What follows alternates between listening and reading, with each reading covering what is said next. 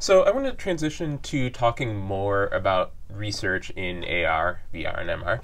And I would split research into two areas. So there's research into improving the actual underlying technologies themselves, and there's research that may leverage these technologies to either communicate or explain a concept, but isn't about improving the AR devices that we actually use. So if we start with the first one, research into improving AR, VR, MR devices, I want to start by asking what you think are some of the most important research questions that we need to answer in this space. Yeah, so I can take a stab at that. I think there's really kind of three concerns. So one, there's the enabling technology, and this would include the sensors, the cameras, the visualization, or the graphic visualization, the batteries, the form factor, and so forth. Those are all objects of research, and there are places at the University of Michigan that will look at all of those things. So in Joanna's college, they would definitely look at the batteries and the sensors and the display technology. In the Art and Design College, they'd be very interested in the form factor. In our school, we'd be very interested in the user experience and the design of that interaction. So that's kind of one area, or that's one problematic. The second problematic has to do with the design of the AR environment itself as an affordance. We don't really understand very much about that, and that's perhaps best illustrated if you think about doing movie production from the point of view of watching the movie as through an AR device.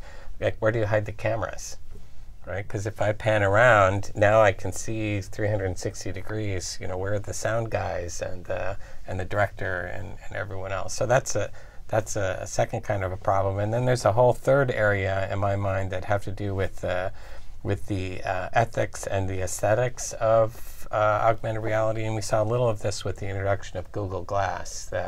The sense in which the camera was on and people didn't know what the wearer was recording or what she might be doing with that recording. And this is going to be a problem with AR at an even greater magnitude than it was. I mean, Google Glass was a very simple kind of implementation relative to what AR is going to deliver. So those are the three broad areas that I would describe. And Michael, you're working principally in that kind of user interaction space. Maybe you can say more about your activity. So a lot of the issues actually that we're addressing at the moment is actually, like, even when it comes to teaching. So normally in interaction design, we have books we can refer to, we have design guidelines, they have often evolved. So website design, for example, we've learned for 20 years now. So there's a good set of guidelines. For augmented reality and for virtual reality, I think we're still in the early stages of actually exploring what works and what doesn't. We talked a lot about the domains where we see a lot of potential, but when it comes to actually asking a designer to sit down and create this augmented reality experience for you, there are so many issues at the moment. So if we, for example, take website design, we have now been designing websites for about 20 years, and we have a good set of guidelines. Some of them are really practical that I can just put in front of the students, and then the students would try to apply some of these guidelines. They always require interpretation. So it's not like you can just implement these guidelines. The problem is that for augmented reality and virtual reality, we don't actually have those guidelines at the moment. There's a lot of experimentation that is going on. We don't know what is working well with the user, what is actually improving the user experience, what is actually detracting from the user experience. I think this whole idea of accessibility needs to be transformed into augmented reality and virtual reality. So we don't have the design code. We just don't know how many existing other kinds of guidelines and principles need to be transformed. And so actually in my lab, a big, that I think could be a PhD topic, is actually augmented reality usability. So we talk about usability a lot with, for example, mobile interfaces and touch, and make these things work and accessible. But for augmented reality, it's so difficult and so different, because, for example, testing an augmented reality interface, how does the designer actually anticipate in which environments their interface will be used? Will it be used in the living room at home? Can the content still be seen with whatever is going on in that home, in the kitchen, and whatever? So there's a lot of questions there. Yeah, so in the in the space of human-computer interaction around desktop computers. We, like you say, we had a couple of decades experience, and then at the end of that, Jacob Nielsen delivered his, whatever they are, 10 heuristics for interface design, and now we know, we can hand those heuristics to students, and they can look at a prototype design, and they can really do like check boxes. Mm-hmm. Does it, navigation, yes, no.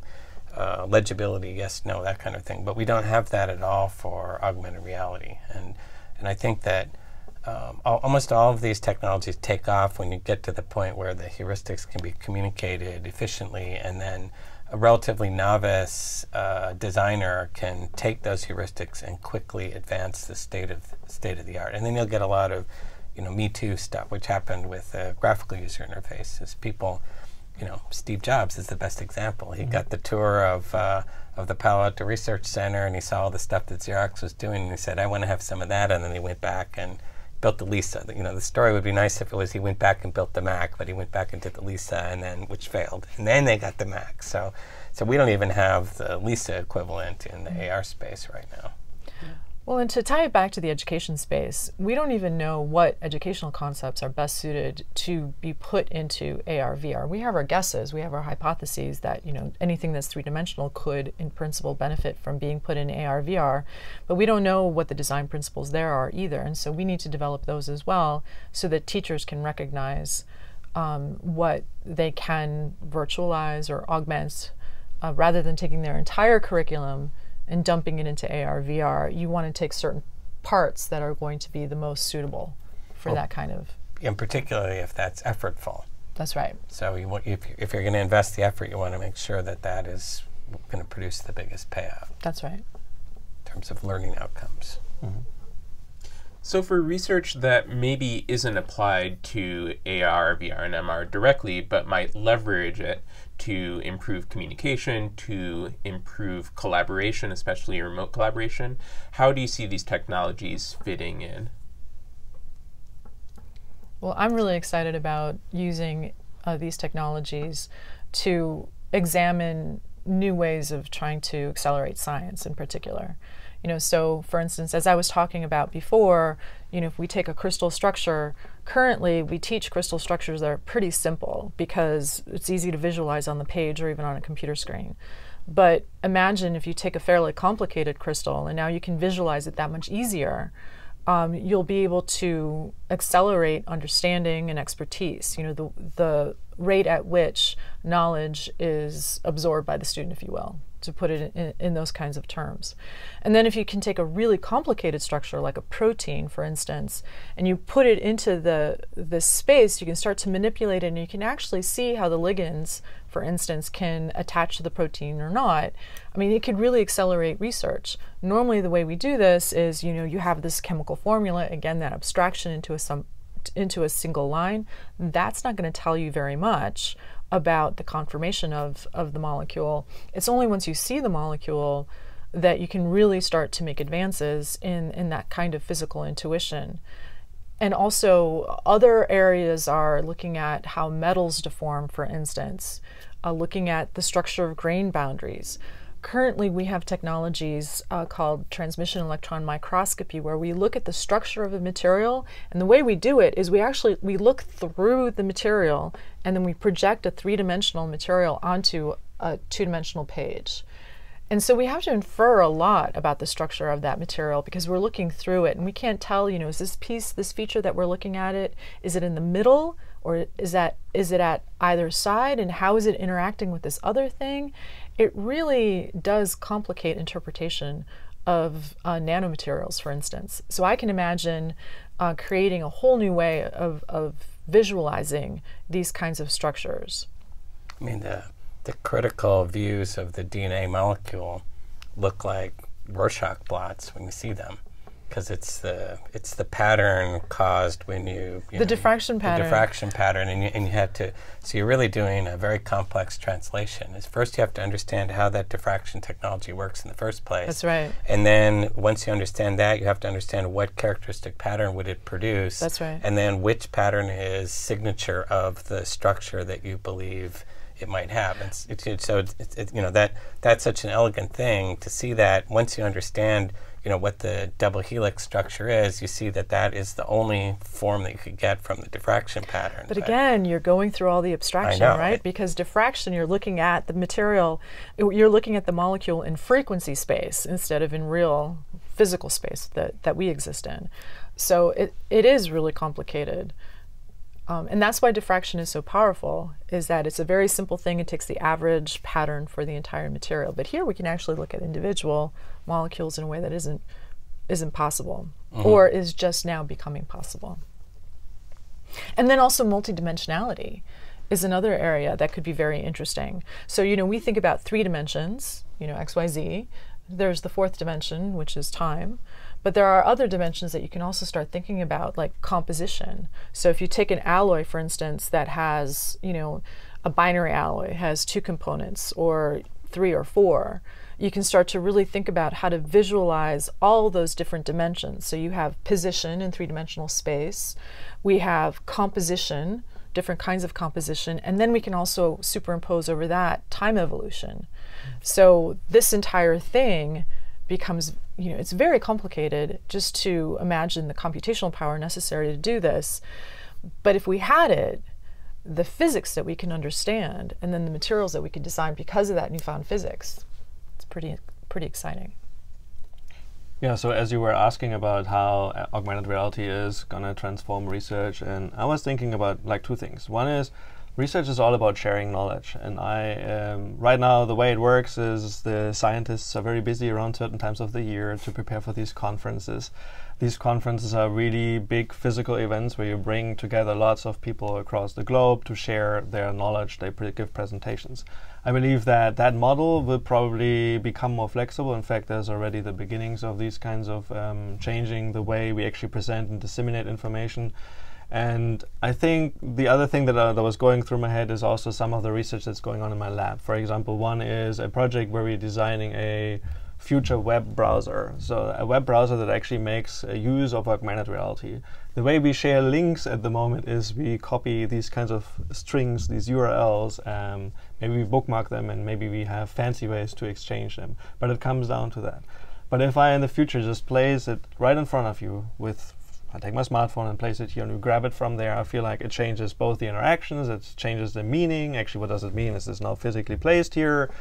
Will future people coming to this room see this, or is it meant for you to pick up and take with you? So we're thinking a lot about all these interactions and like how it can change research. And I think the other project that the learners saw in the video is this idea of bringing remote participants into a co-located physical space. So we had this setup with the 360 camera that was actually streaming out of a room, and a remote participant sitting on their laptop, and they could actually walk within this space by actually manipulating the camera view, so as if they were actually in the physical space. And I feel like these technologies can be used in a very good way to actually bring together people, to bridge physical constraints and have interesting ways of actually exchanging information, sharing knowledge, and accelerating research. So do you think that shift in collaboration might actually have an effect on the types of lab spaces that that universities need or that they use as well? I mean, one possibility is the physical footprint of the lab changes. I know Disney is demonstrating right now a amusement park feature, I think called The Void, where you put the VR helmet on, and then in the space of a very small room, I mean even smaller than this studio, you can create an experience that feels like you've traversed hundreds of meters and over different kinds of terrain and so forth. So it's plausible that that if you were working in the space of user interaction around AR, you might not need more than a closet, right? or certainly not. I'm sorry. Thinking like a dean here. It's like you're going to claw back those square feet, right? There's an alternative to this. But I think it could have consequences. The other thing I'm thinking about is there are people who talk a lot about this notion of dematerialization. So you replace material activities like built spaces or transportation to create physical co-location with virtual co-location. And I'm thinking especially in terms of the greenhouse gas emissions that are generated when we all get in airplanes and fly off to remote places, because it's the long haul flights that do the worst damage. You know, we could replace that with these virtual experiences that still have an energy signature, but not anything like the, you know, CHI. This is a big meeting in human computer interaction, brings a couple thousand people from all over the world to some specific location. That's hundreds of long-haul flights. If we could replace that, I think that starts to define, you know, a path toward perhaps a greener, healthier world.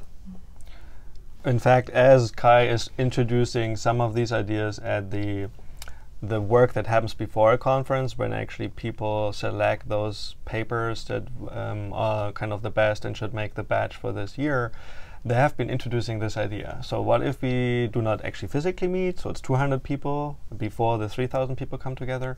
What if we actually try this out with virtual meetings? And they have been very careful with actually making it more like a scientific experiment, where half of these people actually physically still come, and then the other half actually experience it virtually. And they have tried to understand really the benefits and trade-offs, and there are actually a lot. So people feel very strongly about taking away the physical, the co-located component. Tom, I will not be able to have a coffee with you if we do not, I mean, not the same way, if we do not meet at the same place. And maybe the coffee isn't the greatest example, but it seems like there are we some. could each go get our coffee and bring it back, and you know. That's right. That's how you would have your coffee. I would have my coffee, and yes. So people need to start thinking about how. Like, I feel like this is a good trade-off. If it really comes down to the coffee, but we save a lot of emission, then I feel like we should do this. But people think very strongly about this. The thing that would go away if you are not physically co-present anymore. And so, I don't know. I think it is also thinking within the current technological constraints, because I do feel there will be better experiences in the future if we can manage to stimulate other senses, if we feel like we're actually really nearby each other and we forget about the fact that Tom is actually not sitting with me in the right room. Well, actually Tom is sitting with me in the room right now, but it feels like I can't tell the difference. If we get to this stage, then that has other dangers, of course, which we'll talk about, dark patterns sometimes, but it's definitely a state that we could potentially reach one day, that we cannot tell that difference anymore, and that everything feels more natural and integrated. So beyond education and research, how do you think AR might affect entertainment, humanities, arts? Well, certainly from the entertainment perspective, we have a very large entertainment enterprise at the University of Michigan, Intercollegiate Athletics, and I think one of the motivating stories for many of us all along has been, what would the experience of the big house be with augmented reality? Imagine that you're watching Michigan build up a lead over Ohio State, and maybe the game is not as interesting as it was because the lead is so huge. But you're using your science fiction. Yeah, exactly. You're using your AR technology to examine tendencies, configurations of the offense. That, you know, how many times has that particular configuration appeared?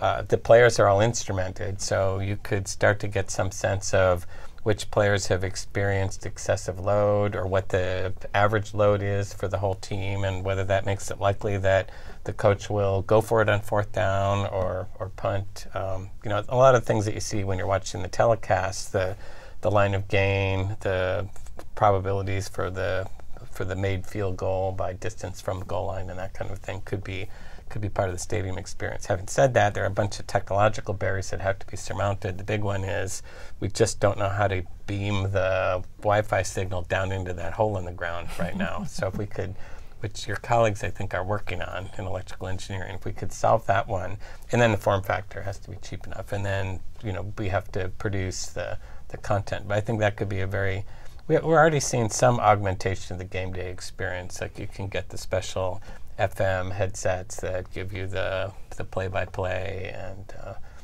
one of our colleagues talked about using the glass front on the luxury boxes as a projection surface, so you could, for the whole room, you could superimpose the augmented reality overlay onto the players. Mm-hmm. Yeah, so I can imagine taking that and extrapolating that to either movies or plays. If you go to a play or a movie, you can situate yourself within the scene, for instance. That would be a really interesting way of going. Experiencing a concert in a completely different way using AR, VR is another place that could be really interesting. But I also think that an area that is not only about consuming entertainment but creating art, literally, I mean, how would you, what are the new forms of art that can take place in these types of spaces? I mean, right now we paint on a two-dimensional canvas. What does painting look like in augmented or virtual reality? The way that we currently make sculptures is, either we chip away at existing material or we form existing material in some way. So thinking about, what does that art creation look like in virtual reality is an interesting exercise to think about. So not only does it change the experience for the artist, not only does it change the experience for the consumer of whatever it is, but it also changes the experience very strongly for the creators of the experiences, the artists, the musicians, and so forth. Yeah, in addition to these examples, so I often think, clearly in my work I often think about how the office environment or the classroom or at home the living room, how that could change, what kinds of augmentations would be interesting, when would I actually be in a state where I would want to sit down and consume virtual reality. So we've a couple of projects, I mean they're coming out of research, but they're supposed to target like daily life activities. So for example, reading a newspaper is something that I think, or getting news content, accessing it, seeing a recap of a game. I think there's a lot of playground just with the media. And maybe another example that a lot of people can relate to is travel. So actually, like when you're going on a trip, going to a new location you haven't been there before, there's all these things you have to figure out. We have maps and we have those kinds of things, but they need time and effort, they need to be read, and I feel like there's a lot of, like in this domain of personal assistance, I'm not talking just about accessibility at the moment, but really just like going to unknown locations, finding your way through. There are lots of ideas there where the glasses can actually suddenly make a lot of sense and they would help you navigate. So I feel like maybe as an activity, I often give that to students to think about their daily life activities, just like do a diary kind of thing and see what you did this just today. And then think about which of these tasks could be meaningfully enhanced now that you know what augmented reality and virtual reality can do. And the students, and I expect also our learners, would come up with lots of good examples. Accessibility is a topic I have mentioned before. I also think accessibility and privacy are like big topics that need to be thought through by the respective scientists. And the interesting thing, I mean, tying back to how I believe this whole thing is going to change research and teaching, is you actually need to start mix people together that have previously maybe not worked so much together. So you often need somebody who is very experienced in augmented reality and who can bridge disciplines to work with medicine or to work with physics and those kinds of things. So it's very interesting how this whole thing is going to transform what we do in our daily lives and then what we do in our work. I mean, one consideration with the headset is the headset is a richly equipped device with all kinds of sensors about where you are in the physical world. If you were visually impaired, those sensors could be very useful in providing feedback about navigation and what's happening around you. I mean, it's not just for people with normal vision. It could be for people who have various impairments. It could be very useful. Yeah, in fact, another project that we have started about, but that is technically too challenging for our research lab and the collaborations I have so far, is this equivalent of an augmented reality screen reader. So that we talk a lot about seeing these augmentations and seeing molecules in front of us, but what happens to the people that don't have vision? And so to think about a device that could somehow put in voice or read out to you what you see, and that depending on how you change your perspective, that is actually, it's really difficult to produce that information. We don't actually know what it is that you are actually looking at. So if you had to use voice to describe just in the physical world, I can see this mug here, I can see you. So an AR screen reader, I think, is one of the hardest nuts to crack in the future. To actually include people with visual impairments so that they can also benefit from augmented reality and virtual reality. So one last note on the accessibility theme. We have a colleague in the School of Art and Design who has developed games for players who have different levels of physical ability. So that someone who is in a wheelchair and someone who is ambulatory can play equally well using the AR techniques, and it kind of creates a level playing field where one. Previously maybe the person with different ability would have been excluded, and now they can be included in the play. But there's scale. Every player's got a $4,000 device on her head. We gotta get past that. Right, that's actually the project that the viewers saw when they visited Roland Graf's lab, and then I guess there were also some backward references to some of the projects the viewers have seen when they visited my lab. Tom, Joanna, Michael, thank you for this really fascinating conversation, and thank you for watching. So we look forward to talking more with all of you in the forums and continuing in the Teach Up.